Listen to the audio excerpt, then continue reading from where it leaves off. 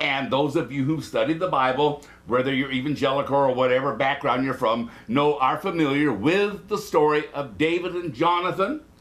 Whether or not theirs was a homosexual love relationship is debated even amongst gay Christians as far as that goes.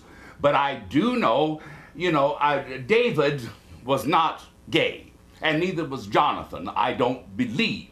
They both were married to several wives, but in the Old Testament, the thing of marriage between one man and one woman never existed, and women were kind of, told who they should marry, and the parents or the hierarchy, the monarchy of the time would tell people, I'm giving this girl to you in marriage for doing conquest and battle or whatever, and that whether or not the married couple was in love, quote unquote, or not, was neither here nor there.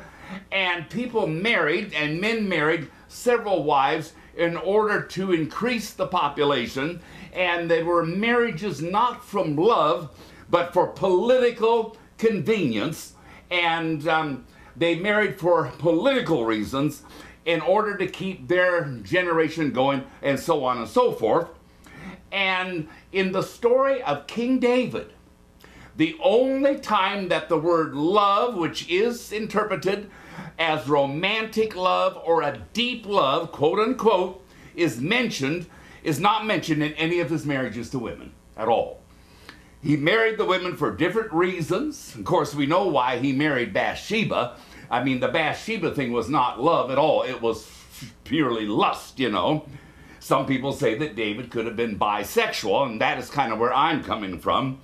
And a lot of people don't realize and recognize the fact that because somebody is, and this applies to men and women both, hear me, because somebody is married in a heterosexual marriage relationship does not mean that they've never had homosexual sex experiences. There are married men who are married and have children, even as David and Jonathan did, who fall in love with men and have homosexual relationships. And you got the story of Ruth and Naomi in the Old Testament, and the one woman's love for another woman is used in heterosexual marriage ceremonies to this very day. And in the culture that they were in, women had to find husbands to support them. We didn't have the feminist movement and everything back in those days. When they talk about the widows and the orphans, if a woman lost her husband, she had no way to support herself financially.